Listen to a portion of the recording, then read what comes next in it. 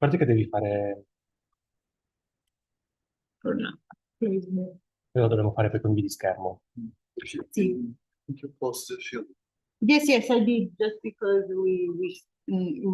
I want to. But if you open it, then it's easier for me, like Okay. in the end. Anywhere it is. I just want to share. Quello verde, condividi schermo. Bravo. Condividita. Sì. E fai schermo. Condividi. Okay. Ah, yes. I just want to share. Condivido. E fai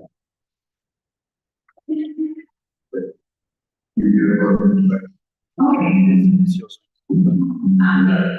Sì, voglio solo capire dov'è. Non mi sto vedendo. E lì il video, guarda. Questo, mi sa che è questo qui. Quel simbolo lì.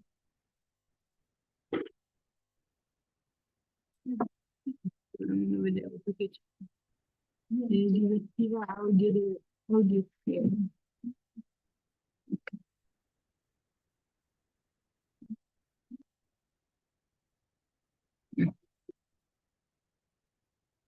È il video suo che diceva è qui, giusto? Sì. Ok.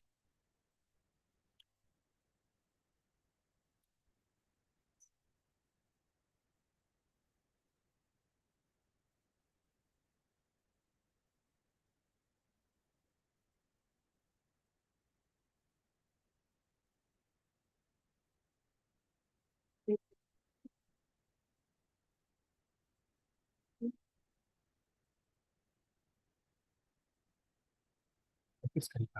Ah, perché tu non hai il lettore di PDF? Sì, ma è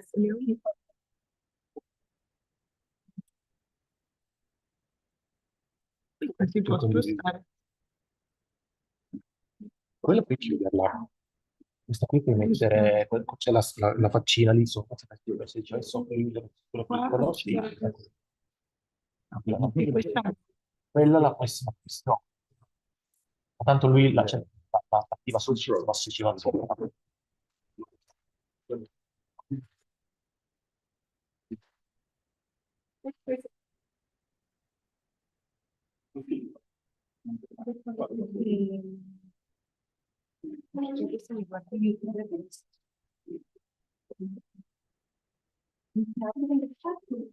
Just check. I do like this, it changes. Perfect. That's for now.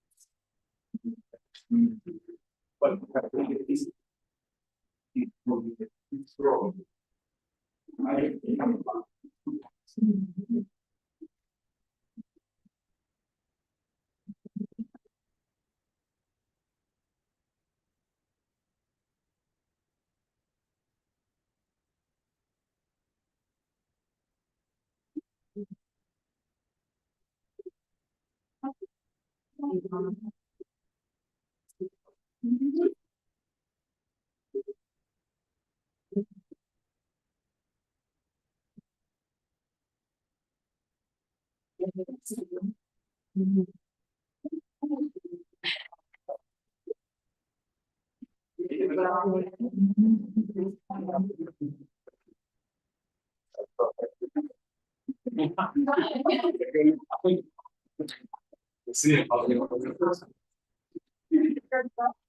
come cazzo. You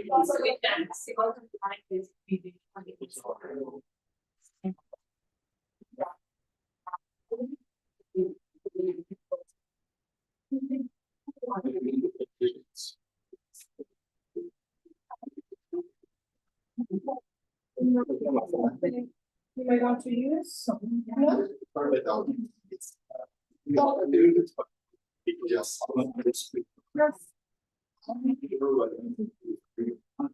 Yeah, it's just because maybe. But the microphone is not here. Okay. You know? I think this is the one. Yeah, I don't know. Caterina went downstairs. Dovrebbe essere questo qua sopra. Esatto. Yeah. Okay. Oh. Wow. Okay, I guess we can start. Yes. Ready. Past time. Welcome everybody. Thank you for being here. I'm just be introduced today. I'm Llach. We are very happy to have you today with this ACC lecture series. A bit of an advertisement. We're going to have a follow up of this lecture at 4 p.m. because we're going to be a PhD seminar, but it's of course open to everybody in the room. Follow us to the Castello if you want. I just want to thank also Tommaso Listo, who has had the idea to invite Andrè to this series. And so very briefly, Andrè is a researcher in architecture at the University of Porto, and he's also the founding director of the publishing house, Afne Editora, and he has written two very important books on the history of books and of architecture books, the history of the editorial process behind architecture books. But today is actually going to share with us some thoughts on his ongoing project, Vision Architecture, with a lecture that, yes, will address the ecological of architecture and human activity on the shores of the North Atlantic regards to fishing and fish species that we find in this broad limit that is the North Atlantic. So, the floor is yours. Thank you. The tiny microphone as well. Okay, I'll try to do it like this. I hope people can hear me and I don't do any mistakes with the cables. Thank you everyone for being here and for the invitation. It's a great pleasure and an honor to be in this school and to be with you. I will try to be brief so we can actually discuss in the end a bit. But it's always a challenge because as the North Atlantic, the topic is large and I can also speak endlessly. So, so I will do my best to be concise. So an amphibious history of the North Atlantic would be the title of the lecture, and it's an ongoing research. Architecture Follows Fish is the title of a book that it will be forthcoming next October. And it's the first step of the research project that I'm now conducting in Porto, funded by the European Union, which is called Fishing Architecture. So what I'm going to show you is more of an ongoing research and an ongoing process that starts with fish. And the hypothesis is rather simple, I would say. What if we don't think about architecture from the human perspective? And what if we imagine that fish can also make architecture? And if we place this hypothesis, a fish is some architecture results from the fish and not from people. That's, of course, it's tricky, and you will see the problems that stands, but it could make what we call a fish-eyes view of architecture, to change the perspective and to write architectural history, not from a sociological perspective, which has been broadly the perspective that has conducted the history of architecture, but from the fish side. And So the argument would start with a very simple perception that different fishes produce different architectures. This is a herring architecture, a smokehouse for herring, probably in England. And you see this beautiful section with the smoke going up into the building, these kind of flying people laying the fishes all over. And I particularly like this engraving because you can actually see here the women laying down the fishes on sticks and placing them in the building. And this particular section, I think it mixes up a little bit the bricks and the fish. You don't know if the constitutive elements of the building or the structural elements of the building are the fish or the bricks. Of course, this is a problem of representation more than physical reality.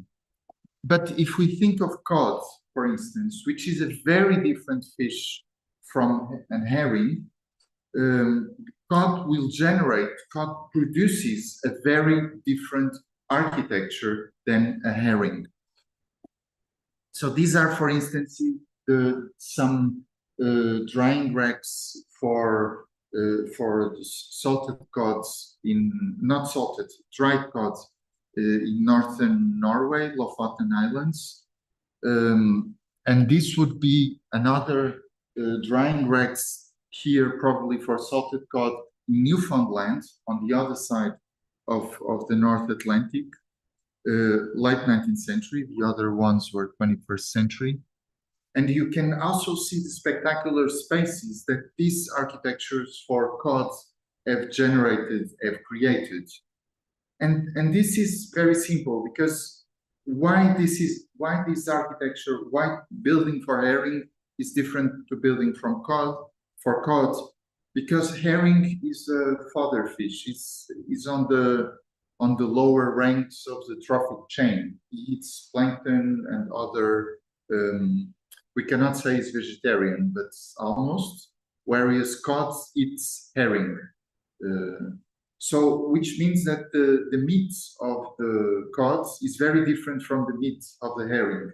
And herring is a small fish, cod is a big fish, and they live in different areas and in different zones. And are those physiological reasons that generate these different forms to process, to transform the fish into a commodity. So basically what's happening in this architecture is that a natural entity, a fish, is becoming no longer a fish, but a commodity, something that goes into the market. And these buildings are here to transform the fish into a commodity. This is another example, actually, once that I started with in Portugal, in Lisbon, drying facilities, which are again different from the ones that we saw in Newfoundland. These ones, the Newfoundland ones and the Norwegian ones, all for cod.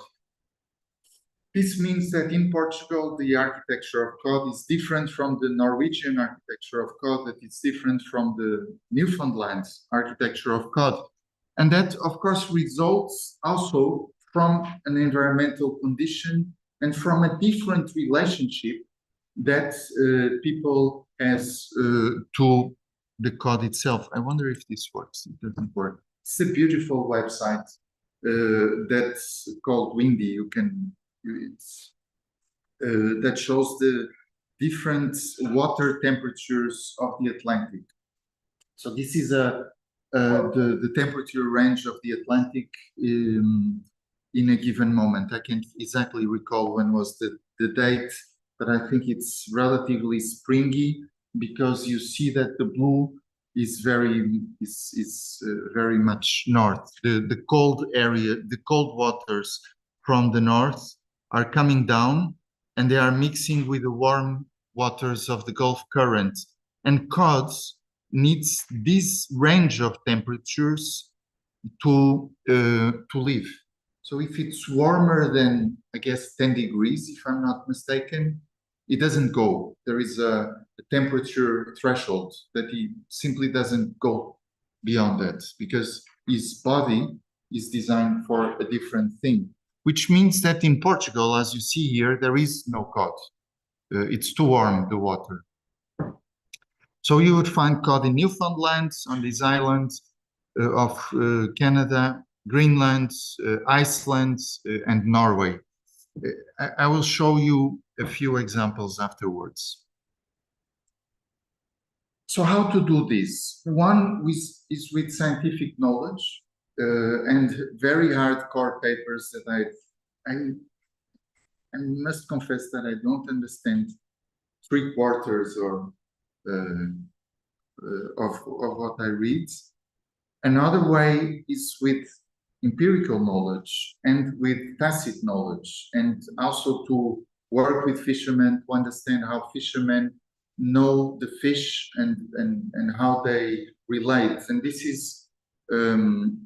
is a photo of a workshop that we've done last year when we were actually dealing with fishermen, not for cod, not for herring, but especially for octopus and pouting. I think the guy is pulling pouting off the boat.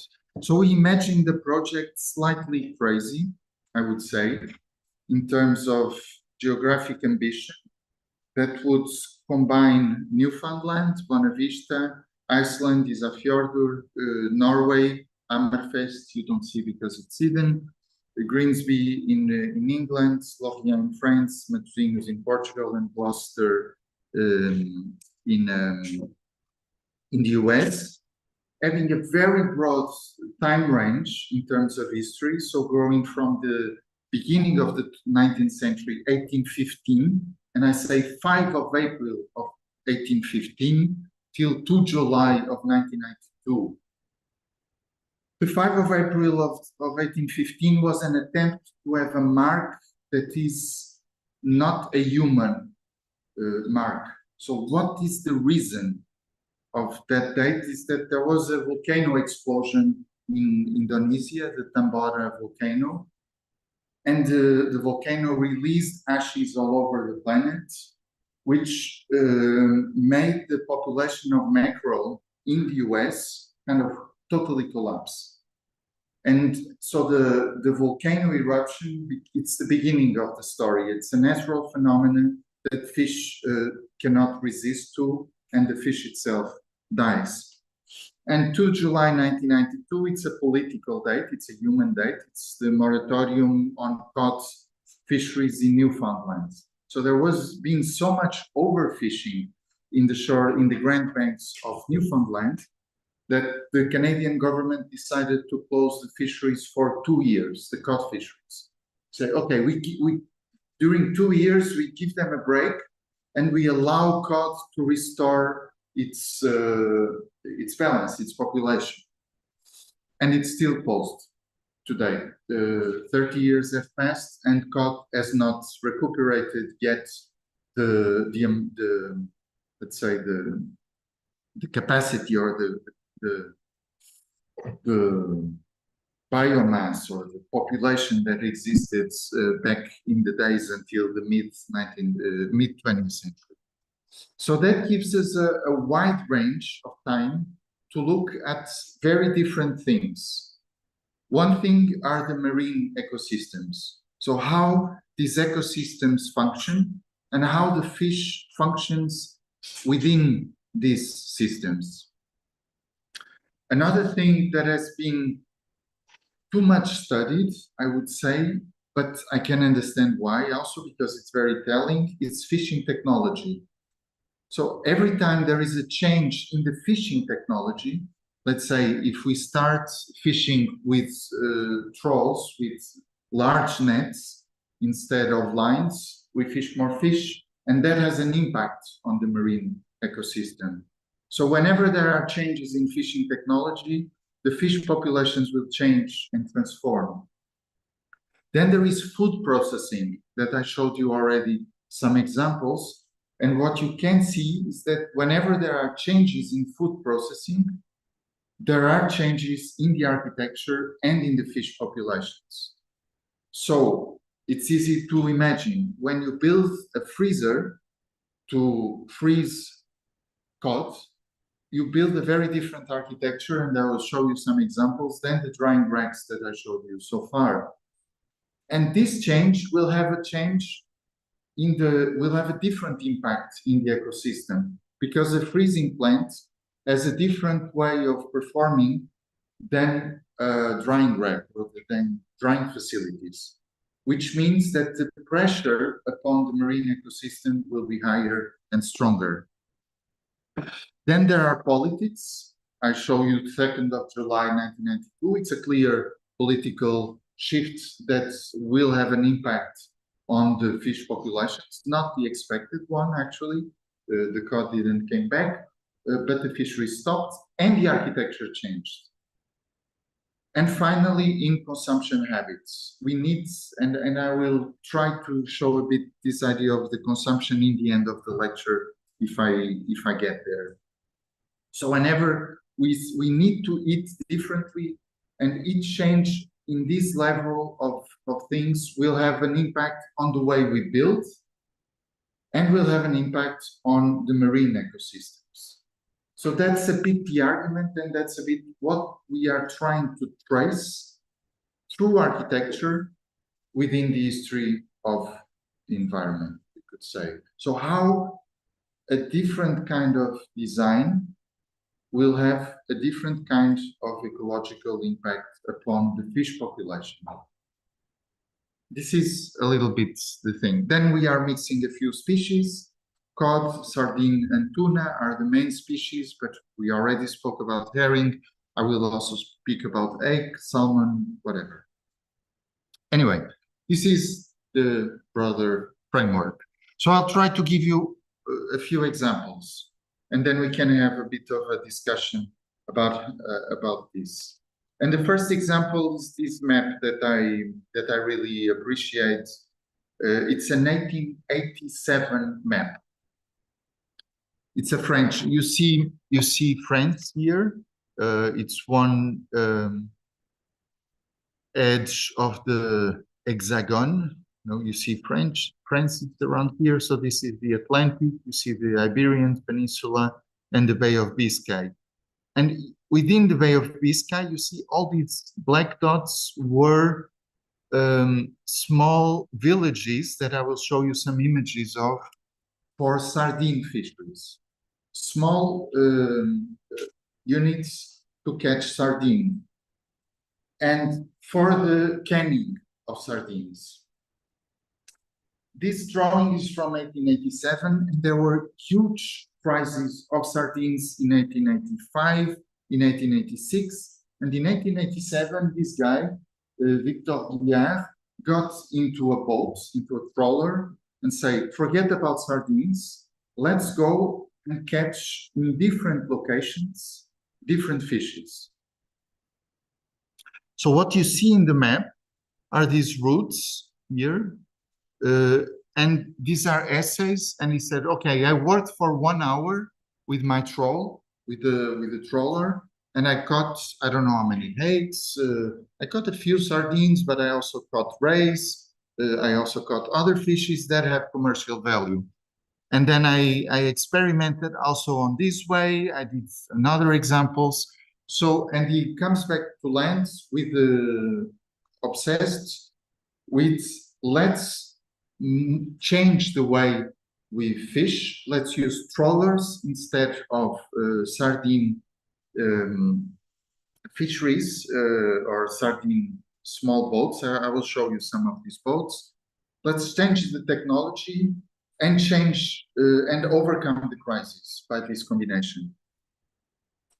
And these are the areas where sardine are caught.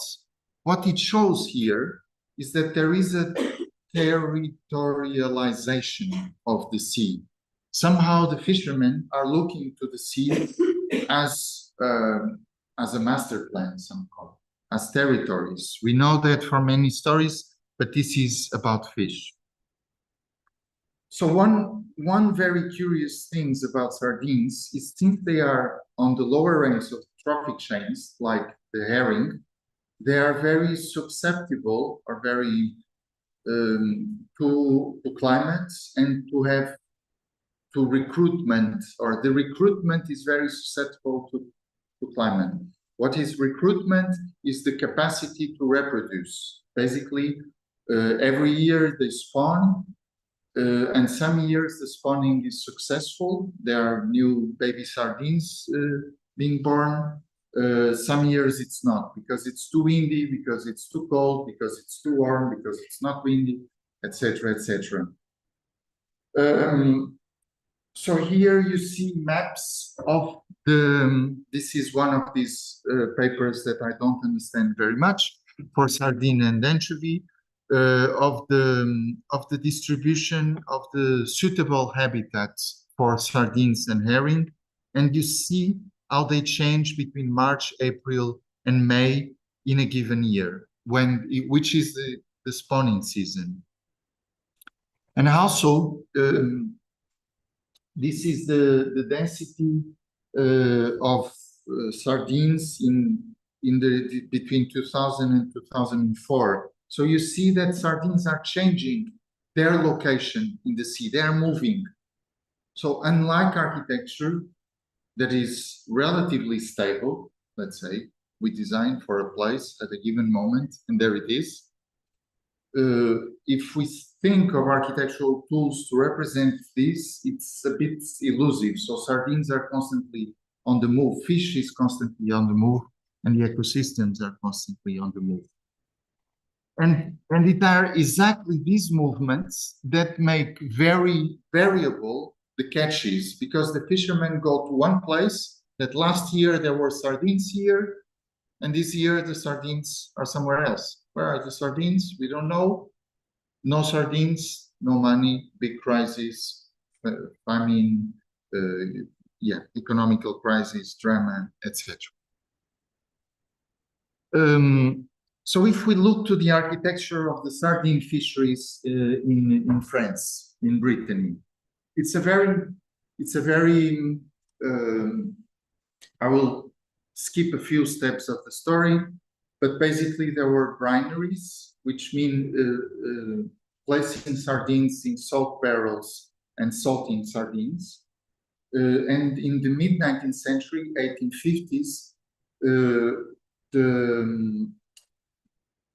this industry, which was basically a low-cost product, very cheap, became a haute cuisine, cuisine française, which is canned sardine, a very high-end, very high-priced product in the 19th century. Today it's still, actually. So which are small cans with sardines inside.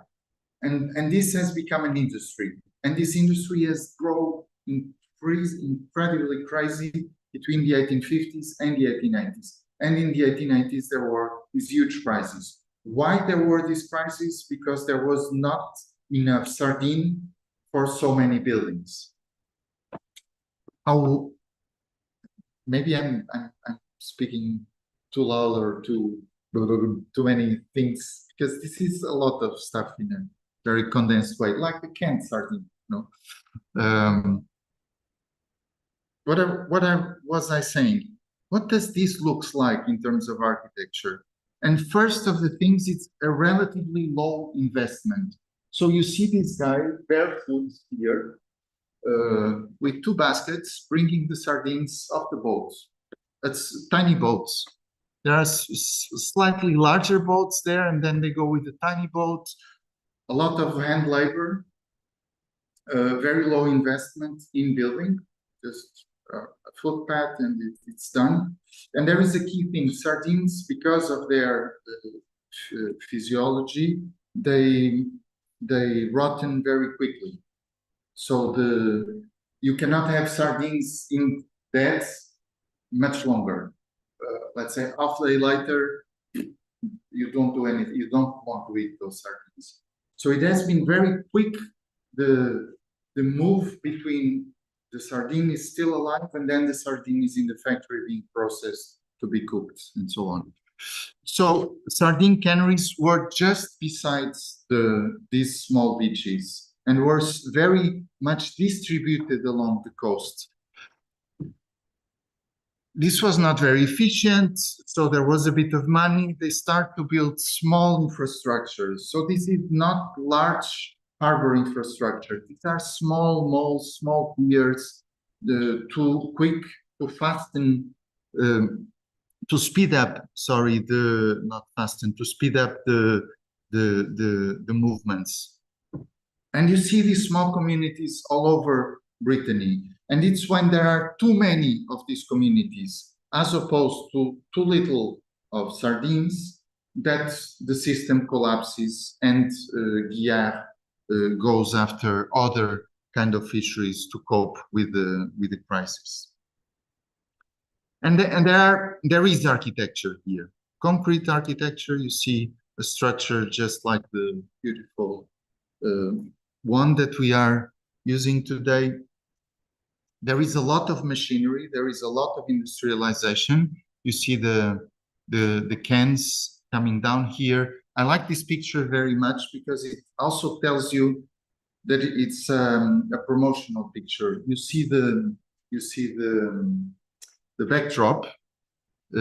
So there is a lot of publicity going on also, consumption habits. But anyway, let's keep moving. And you see also changes in typology. And I like these two different factories in Brittany that you see here clearly a mid-19th century factory built in local stone, and the early or late 19th century factory, early 20th century, built in concrete with larger windows. And it's a different building in terms of architecture, because one of the effects of this sprawling to overcome the crisis, one of the things was concentration of the factories. The factories grow in scale. So what we try to do, and I've been working on this with Alice Nouvet, a French architect that is also in the team. We've been basically tracing down where are the canneries, how many canneries are in Douarnenez, in Concarneau, and how they are basically distributed geographically, and how do they look like. There are some factories that work at home. They are workshops, and you see these very beautiful chimneys and tiny little homes. There are more oriented buildings built from scratch, also in Douarnenez, or even larger ones. There are different typologies of buildings, small cold storages, the piers, the malls, the factories, and we are trying to put them together to understand what are the buildings, how this is built up, and then we come to very simple conclusions that architecture can give us. I think it might be a little bit exaggerated, the difference of scales between the axonometric and the elevation. But still, the concrete building, it's definitely larger than the stone building, which means that the processing capacity is definitely larger than the other one, because there are more workers there. So the footprint, the ecological footprint in the ecosystem, it's a different one. So we go back to this map, 1887, and this is one of the things that it's the first, let's say, conclusion or the first perception that we realize. The time of architecture is a different time of the natural environment, of fish populations, if you want. Fish have daily life cycles. They prefer some areas during the morning, other areas during the night, other areas during the afternoon. They have life cycles themselves. They are larvae, they grow up, they transform, they become juveniles, they become adults, they spawn, etc. And then they have seasonal life cycles, spring, autumn, etc. And they last. A sardine could last 12 to 14 years. It's usually the sardines we eat have 4 to 7 years, are 4 to 7 years old. And nowadays they tend to live less than 7 years because they are caught when they get big enough. So we have these times. What I find fascinating in this map of Llach is that in 1887, they decided, let's build a big harbor and to shift the focus from sardine to other fisheries and to complement two fisheries. And the harbor was inaugurated in 1927, so 40 years later. I don't know how many sardine generations later. No, it took a while to get there. And the thing is simple. These are the boats that were used as sardine signers. They usually work in tandem. So basically, this one larger boat takes the main crew and holds the nets, and this tiny boat picks up the beginning of the net and then does a circle to catch to encircle the sardine school. And you see the scale of the boats, and these are the trawlers. They are clearly larger, bigger, different kind of energy. So it's no longer sailing or rowing. It's steam power, or then this is a steam one, and then you have diesel ones. So I will show you the example of Lorient, where this harbor was inaugurated in 1927 to change from this kind of fishing technology to this larger technology. So you see here in green the proposal by Hersin in 1887, the same time that the survey was done. Another yellow proposal of 1916 of a railway company that said, oh, no, we do the investment. And finally, in 1918, the proposal that was built and designed and built in 10 years later by Henri Verrières, and it was only built this area. What is the very big difference between the two ones? Is that and you can see the scale of the city as opposed to the scale of the harbor. It's the investment in the infrastructure. The infrastructural investment, it's key, and it has to be done by the state. No one else privately would risk such a large investment. And you see the scale of the private railway company. Okay, we do the fishing harbor, we'll do it this tiny. No, let's do it big because this will be the future. So during First World War, so 1917, they decided to build the harbor because refrigeration was key for the let's say to feed the army and the front with the railways.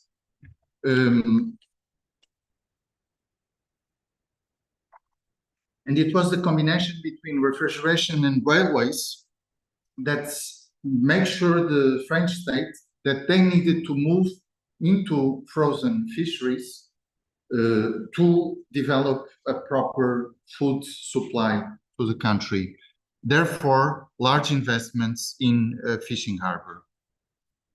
But the key thing is energy.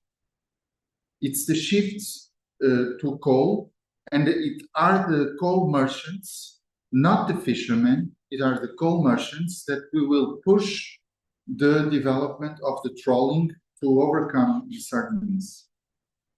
And you see here, this is the same, it's a drawing by Verrières, 18. You see here the fishing boats being supplied with coal that is taken from England by a larger boat. And this is the how you supply the effort, the fishing effort. So the fishing harbor finally inaugurated in 1927, and I like this picture because you see the coal system, let's say the industrial world, any Soviet constructivists would delight with this coal infrastructure. You see the coal trawlers. Actually, this is going to sardines because it's bringing up a small little boat to do purse seining with sardines. You see a freezer in the back with Sulzer, and I will come back to Sulzer advertisement, and you see a fish market. And what is fun in 1927, and that's the interesting part of Sulzer being written in that building, is that the diesel engine and basically oil was replacing coal as a main energy, and diesel and gasoline were becoming way cheaper than coal for the steamer. So when the harbor is inaugurated, is already outdated.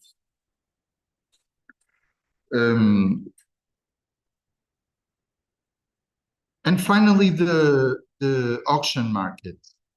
So the coal pier is on the left. We still see here in the corner a few cold baskets, but this is the big piece, and this is the piece of architecture where the boat can unload the fish. The fish is sold and then is reloaded back into the trains and go from the trains to the consumption markets. And this is clearly this idea of point of passage, where the fish is no longer a fish and becomes a commodity. And architecture is this hinge that connects the two sides.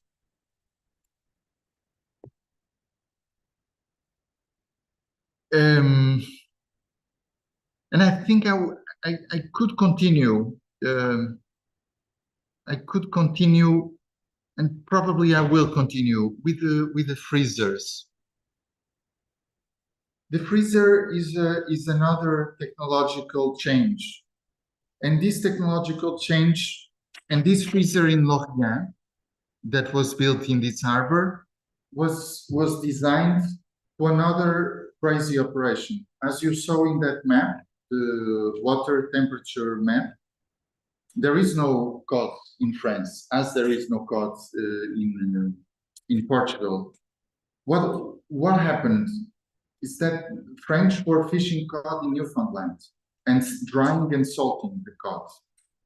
The key thing is that dried and salt cod is a low budget commodity, and you can make a lot more money out of the cod if you sell the same cod, if you sell it as a frozen cod or as a fresh cod, but as a frozen cod as well.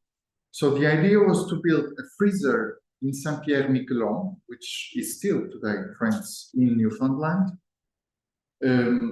and freeze it there and bring it by a freezer boat back to Lorient, and then distribute the cod in France through the new technology. And there is the need of a new building to do that, and a completely different building in terms of typology of buildings, of architectural typology. And here you see the freezer in Lorient and the freezer in Saint-Pierre-Miquelon. And this is it. And this was completed in 1927. You see here the freezer, the market, the coal, the railway. But it was completed 40 years after the sardine crisis. Then there was a second sardine crisis, very, very strong in 1900s, 1905. And then after that, no more sardine crisis. And why? There are several reasons. The harbor, this was not the main reason to overcome the crisis. It was one of the reasons. The main reason to overcome the crisis is that the French developers of canning factories started to open canning factories in Morocco, in Portugal, in Croatia, to diversify the sources of extraction. This was the main reason to overcome the sardine crisis.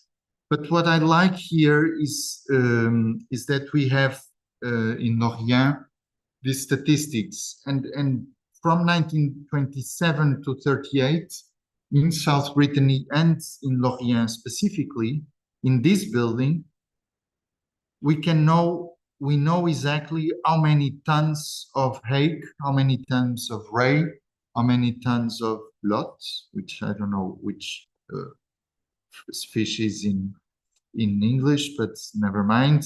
And we go down in the amount, and we see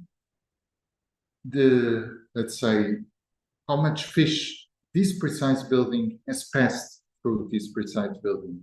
So we can somehow reconnect the footprint of that building in the marine ecosystem that is associated to it.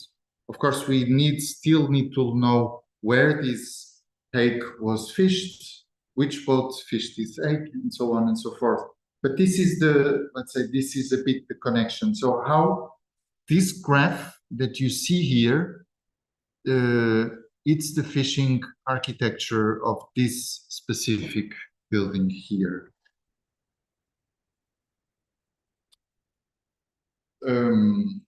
I had brought a film, but the film, it relates to something different, because I had a few more things to show about the freezing, but I will skip them and go directly to the film. What happens, because the thing is that these fishes are not the same fishes that you have that you have habits in a way. Let's say you change the fishery, you change the fish that you take out of the sea, and then you have people having in their plates fishes that they don't know, that they don't like. And freezing and the introduction of freezing, especially in the post-war period, 1940s, 1950s, although it started in the 1900s, but that's again a different story, that brought to the plates of the consumers very different fishes that they need to learn how to eat, and they need to appreciate eating these new fishes. So I would like to conclude this presentation with another piece, and now jumping to Portugal, with another piece of advertisement to habituate, to make the consumers at ease with other fishes. And I like it very much because it's the idea of modernization. You know, there is all, let's build a new freezer. This is a new world. This is something that is going up, and it's the modern, you know, the fish stick. It's all these arguments of modernity come up with the frozen fisheries. And in these advertisements of the 1960s in Portugal to promote frozen fishes, what you see is not the modern world, but the representation of a world that it was collapsing or disappearing with the replacement of the modern context. And basically, you will see the old school fishes saying how nice is being to be eaten frozen. Non è stato possibile aprire. Oh, peccato.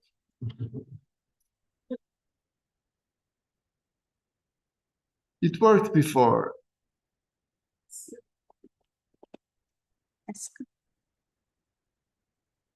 Try again. No, put it down. So maybe it's better if you help me. I always promise nice things, and in the end, they fail. Like that. Let's open it again.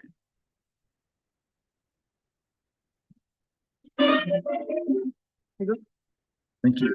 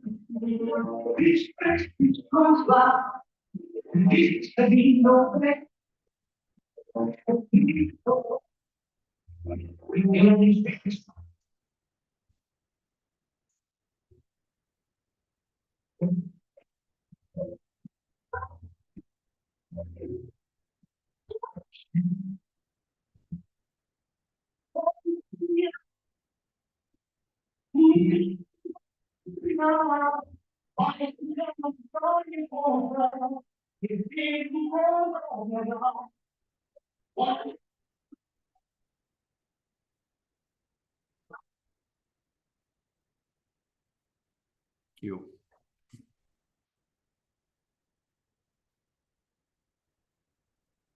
Next time I will sing myself. So this is it.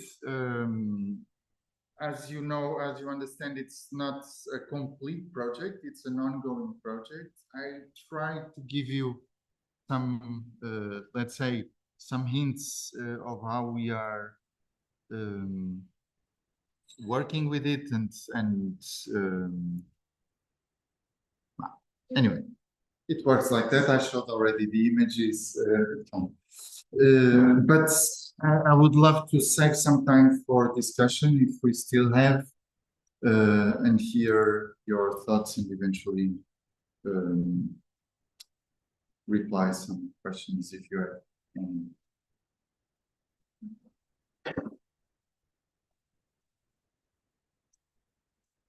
Or we can also go for a call. So once.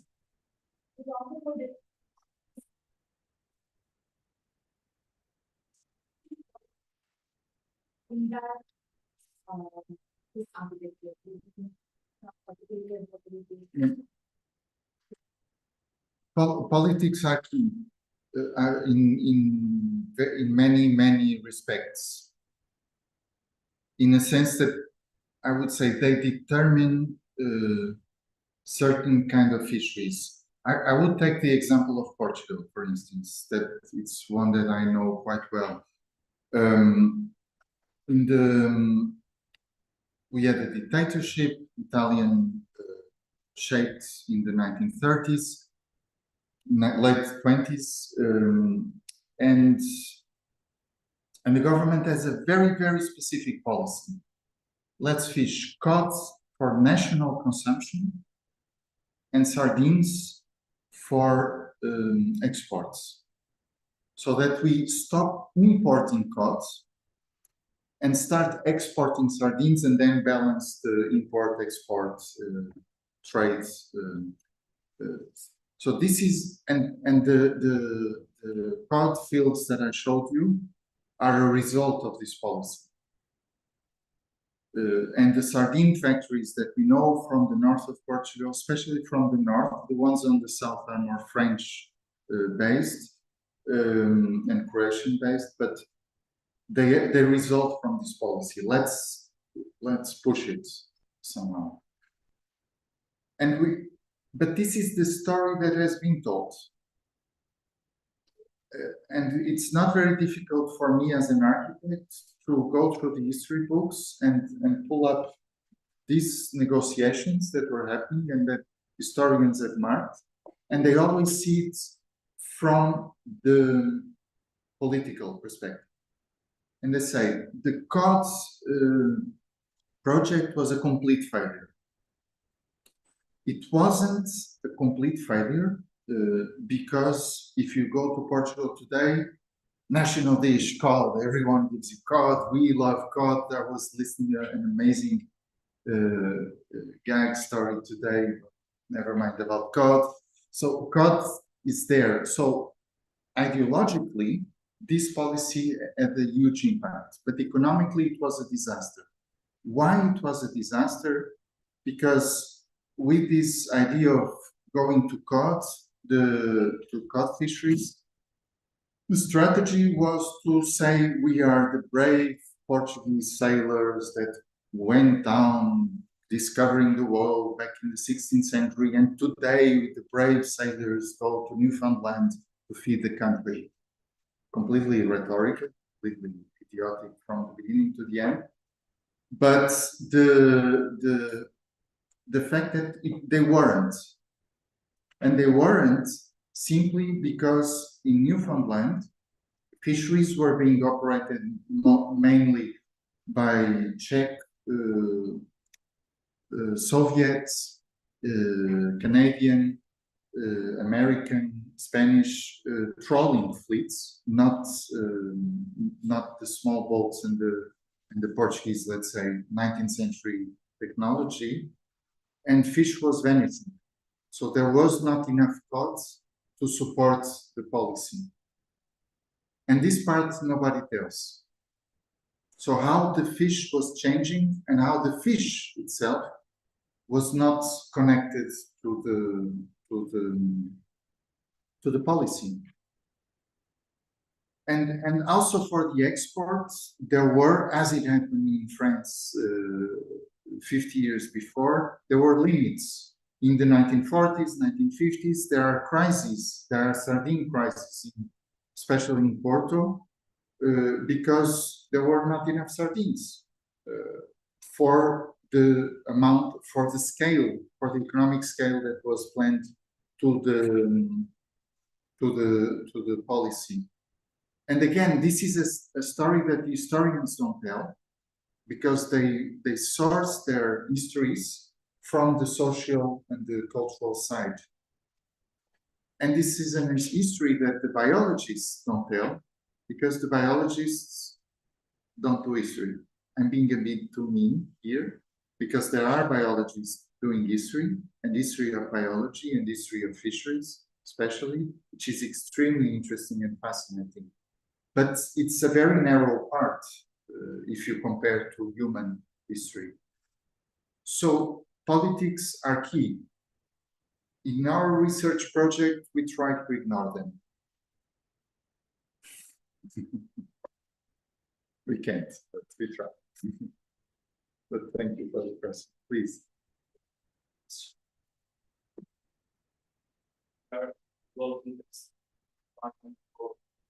Resources. Yeah. These people sharing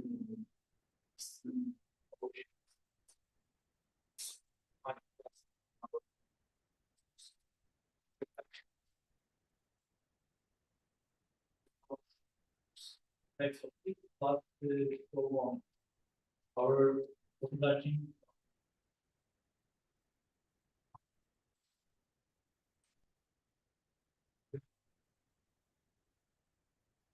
Yeah.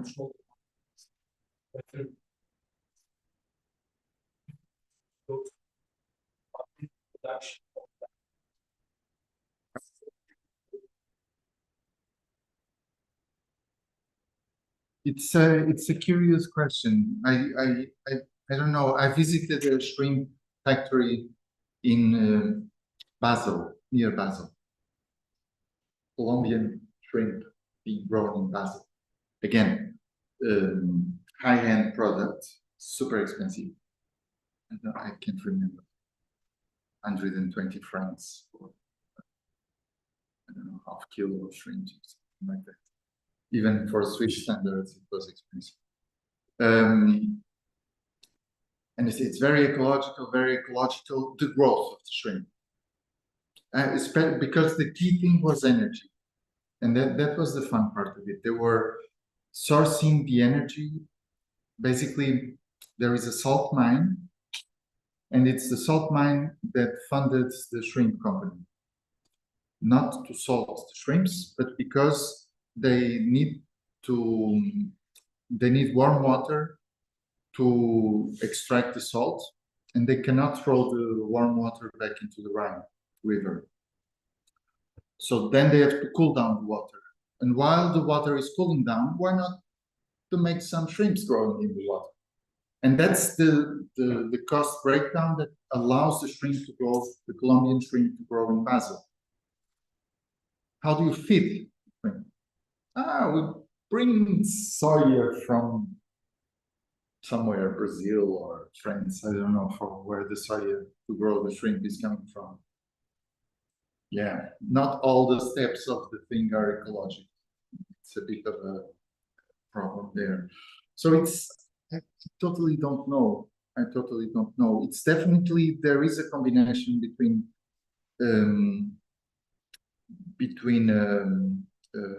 how can you say, farmed fish and wild fish, but I think there is more the need to be wise on the value of the fish themselves. One of the things that is known, I was in Iceland recently, and there is this area that is known Hali. H-A-L-I. It's a small, it's on the Strait of Denmark. So between Iceland and Greenland, there is a bit of a canal, underwater canal, with a huge underwater waterfall. Never imagined that an underwater waterfall would exist, but they do. And that creates a kind of precise angle in the shore, underwater shore, I mean, that it makes it very productive. So the trawlers are constantly pulling up cod out of there. It's absurd the amount of cod that they can get in that specific area, and it never ends. Literally, there are other areas where if they keep fishing with that kind of intensity, it collapses. The stocks collapses, and they have to stop the fisheries. There are quotas in Iceland also, so it's always complicated narrative. It's not ever as simple as I'm telling now. But what I've heard, and it kind of struck me, if the fisheries are going, and if there is still fish, wealthy fish, if the fish is not shrinking, if you see that there are no signs of overfishing, you can keep fishing. Because the signs of overfishing, one can see them. They are visible in many respects. The problem is that it has to be very, very monitored and very consciously done. And who monitors the entire oceans? And that's where the problem comes, and then all the species are gone, and the empties are going, the oceans are going empty of fish. I don't know. I totally don't know. What I do know is that small-scale fisheries are more efficient because they sell the fish more expensive. Therefore, they make more money out of it. We eat less fish because it's expensive, and we get less fat, no? Because we are eating too much. I don't know, but this is my very plain logic. This is not science, it's just a silly coffee discussion. I have no solutions. What I'm trying to understand is how historically these things were related, the construction patterns and the ecological patterns.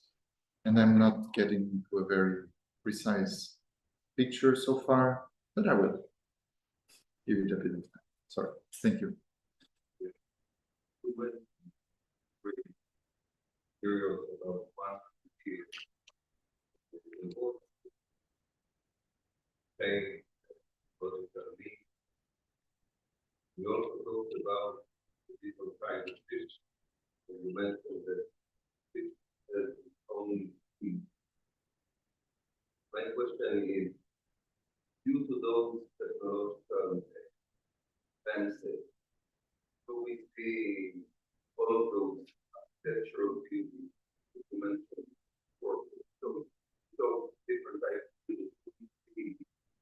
That difference of architecture between the types of fish because due to this technological advance, Yeah. let's say variety of architecture with easier to deal with problems than before. Yeah, it's a very interesting question. Thank you, because there is a moment.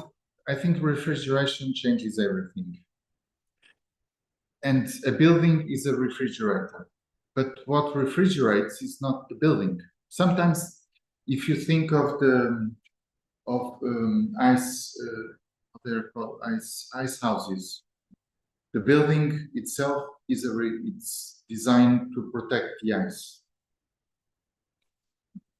So there is a kind of connection. But when it comes to mechanical refrigeration, the buildings are refrigerators, but it's the machine that makes the cold. It's not the building itself. And what happened more and more and more and more is that all the architecture was embedded in machines. So let's say this shrimp factory that I visited in Basel that I was speaking about is a shed. It could be of anything. And that was part of the business plan, which had, I don't know, 10 years or 20 years or 5 years. And if it doesn't work, you still have the shed. And it's a value, it's a shed, no? And if you go to present day buildings, they are just industrial space as any space, because it are the machines that are doing the things inside and not the architecture. There is less and less connection in that respect. And I think if we go back to the 19th century, the connection was way stronger. And way. You think like it's out of the quality, we need less variety. So something that they want this, but it doesn't make such a big difference. Yeah, I don't think it's good or bad. I think it's what it is in a sense. Yeah, it's what it is. The machinery today is absurd in terms of capacity. If you think there are machines that pick up a fish, they split it and you see the fish becoming something else in 3 seconds. Whoa. How much? Yeah, no one can cut the fish like a fisherman that knows the fish. True. I don't know if the fish cut by a machine is more tasty than a fish cut by hand. I don't know.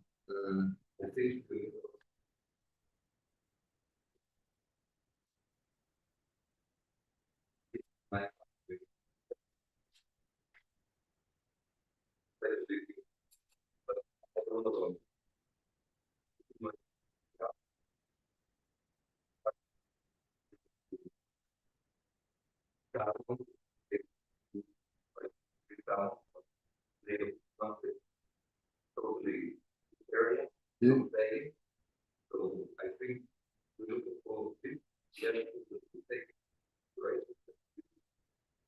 important here that really stuff would make the market less appealing. Yeah, absolutely. Yeah. But as I said, I'm very difficult. I have many difficulties to deal with the future and to think about the future. I'm honestly, it's my fault. It's not. I don't see it as a It's a bit crazy, the future. Yeah. Please.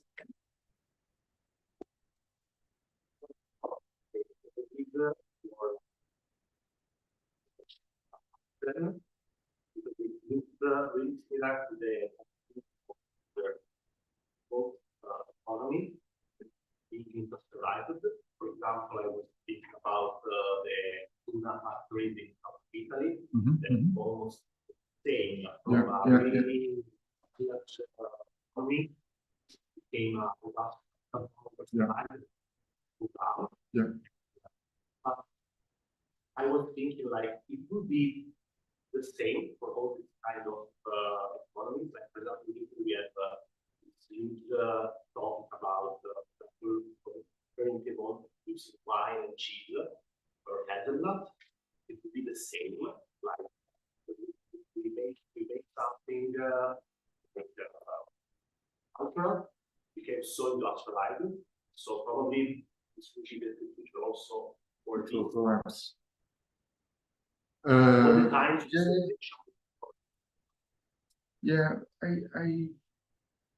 I don't know. I think there is a pattern, and we can see very similar things happening in many different regions. But there are differences. I think there is a very interesting difference in the 19th century or beginning of the 20th century between Newfoundland and Canada and Iceland. Both are provinces. Newfoundland is a British province, Iceland is a Danish province. Both become independent in the 1940s with a slight delay, and both relied a lot on cod, their economies. Other stuff as well, but mostly cod. And historians speak about how these examples are different, because in Newfoundland, the economy was mainly direct trade, so there was no money. Whereas in Iceland, there was money that was reinvested and then diversified. Whereas in Newfoundland, that diversification and that social stratification never happened. It was only, there was almost no commerce, everything was very much focused on cod. And that created two completely different societies in the post-war period. Apparently. I don't know, I'm not especially in either of them. What I wanted to reach with this, it's the problem of monoculture. I think the big risk is the monoculture. So if you go, let's do it everything on cod, and then cod or everything on tuna, like southern Italy. Tuna goes, no more tuna, no more nothing. Like in France, everything on sardines, no more sardines, no more nothing. And I think these monocultures are the big challenge. And then it's also the adaptation. Why Isafjordur is today so wealthy and so fruitful? It's because of cod, but not cod for food, which they still fish, but cod for skin implants. So they take the skin of the cods, and when you have a wound, to heal the wounds. And from the skin of the cod, they make way more money than they do with all the entire cod. So yeah, so I think this kind of diversification, it's key. I don't know if I replied.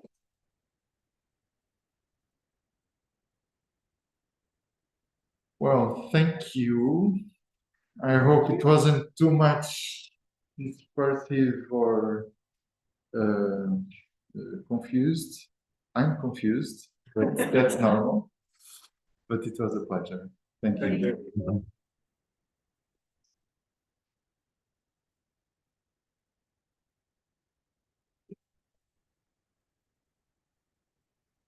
Just a reminder to follow us later, you see that the fourth and something.